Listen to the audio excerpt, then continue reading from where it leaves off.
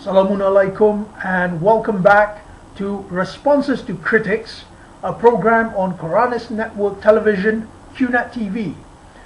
We're back after our Ramadan hiatus where I was away. I was doing my own Quranic study at the time. Then I participated in a conference last week. You'll be able to see the videos on this channel as well. But now we are hoping to get back on the horse of responses to critics, and today we'll be beginning with our response to MuslimVlogGuy. MuslimVlogGuy is the first of our responses who actually made a video to address Quranists, and we thank him for that. Thank you very much for highlighting our approach to the Quran and your concerns about our approach, and we hope to answer you here and perhaps come to a conciliatory understanding, if not a common one. So let's begin. So in the first 20 seconds of his video, MuslimVlogGuy says the Quranists are typically easy to refute.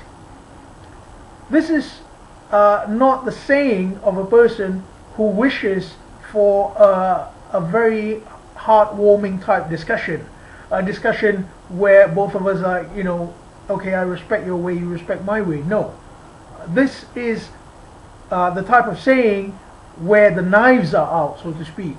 He is out to completely undermine the Quranist path. And this is quite typical. This is a religious issue. People get sensitive about this. But please don't try to hide behind the facade of a conciliatory understanding. I mean, if you see his video, which is not what we're responding to today, it's called MuslimVlogGuy Response to Quranists. He says, he was just trying to be a nice guy. He was just trying to, just air his concerns. Well, it did not seem like that, because the first thing he said was Quranists are typically easy to refute. Are we typically easy to refute? I mean, I was a traditionalist Muslim myself, and I spent about a year trying to refute Quranist arguments, and I was unsuccessful. The document called Authority of the Quran by Kashif Ahmad Shahzada, that's been out for the past 13 years, and that's never been confronted by any traditionalist scholars, because it's so comprehensive. So no, I don't think we are typically easy to refute, MuslimVlogGuy. And if we were, we should ask you, why is it you refuse to allow our humble invitations to discuss and debate? You refuse to allow them on your page. We've tried to humbly invite you. Let's have a face-to-face debate or vid kind of debate, but unfortunately you have not seen it fit to allow our comments there. Is it because we are so typically easy to refute, or perhaps something else is afoot? So let's get to the issues proper now.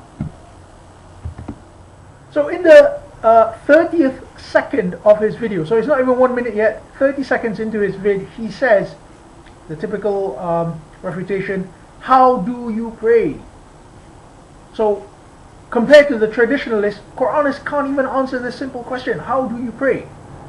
So that would mean that traditionalists ostensibly know how to pray. But is this really the case? Now let's not forget that the traditionalists rely on the Hadith, which says, pray as you've seen me pray. So the Prophet is now giving the instruction. He told his Sahaba, pray as you've seen me pray. And during the time of the last sermon, there were 10,000 witnesses. So let's try to be conservative. Let's assume there's only 1/10 of that. Let's assume there were 1,000 witnesses to the act of praying, which the Prophet did 5 times a day. And let's just, the emphasis on praying in jama'ah, in congregation, is also quite high. So therefore the Prophet must have prayed at least 3 or 4 times in front of 1,000 people. does that produce a single version of the Salah? Just like we have a single Quran. Does that produce a single version of the Salah? No, it does not. In fact, the Salafi scholars and the Hanafi scholars are so at odds with one another that they have created separate masjids so they don't even pray together.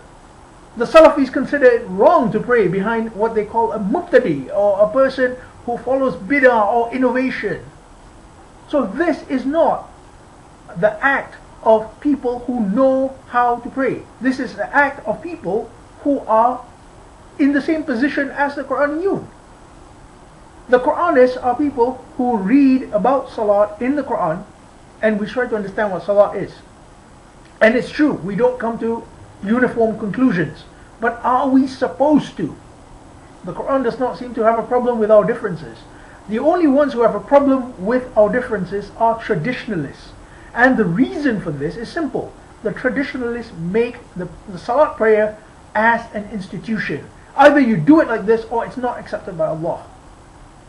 Yet they don't have a single version. Now, one of the major differences between the Salafis and the Hanafis is the saying of the word Ameen, whether it should be loud or silent. Ameen. Imagine once again you have the Prophet. He's praying in front of you, in front of 1,000 people, 3-4 times a day. Would you hear the Ameen? Of course you would. Of course you would. It's such an obvious detail. Either he said Ameen aloud 3 or 4 times a day in front of 1,000 people, or he did not. Yet the Wahhabis and the Hanafis are still debating about this. What about the position of your hands during the qiyam or standing? You know, the Hanafis, they place their hands like this. I know because I come from the Hanafi madhab. But the Malikis do not. The Malikis leave their hands at the side. Now, why is this the case? Was the Prophet not clear on this? I mean, if you saw him praying 3 or 4 times a day and 1,000 people saw him, surely where the position of his hands would be a major detail. Yet they cannot agree. So Muslim Vlog Guy, please don't assume that you guys know how to pray. You guys have a means of prayers. We have a means of prayers. Please don't try to arrogate yourself and act as if you have the final answers. None of us do, really. We are all walking the path and trying to get as best we can from the Quran.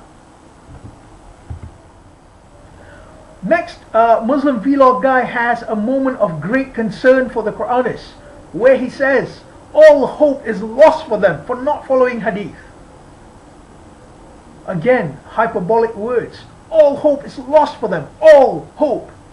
All hope is lost for them.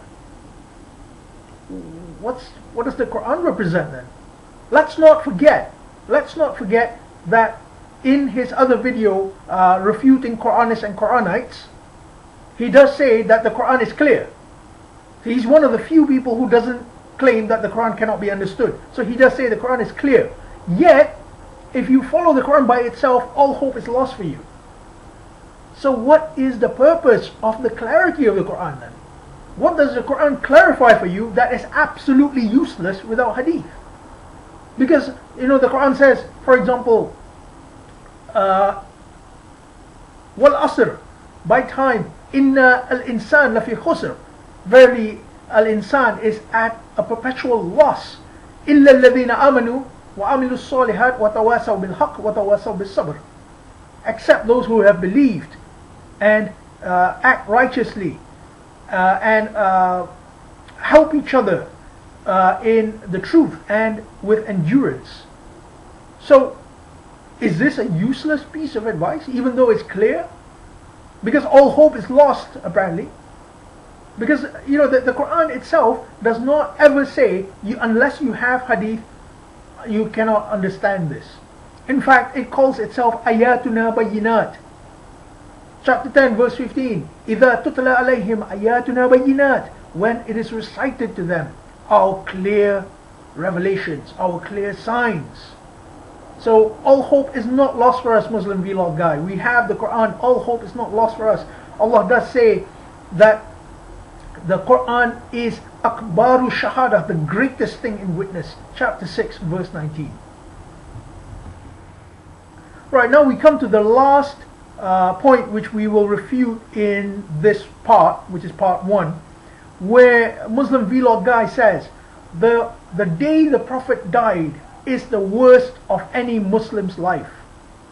I mean, I respect his reverence of the Prophet, but is this really the saying of a person who understands what the Quran is about?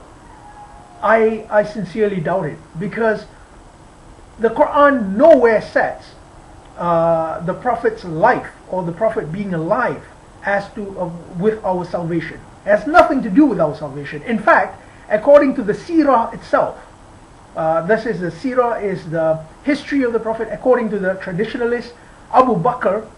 When Abu Bakr is the first caliph, when he heard that the Prophet died, he said, "For those who worship Muhammad, know that Muhammad is dead. But for those who worship Allah, know that Allah lives forever."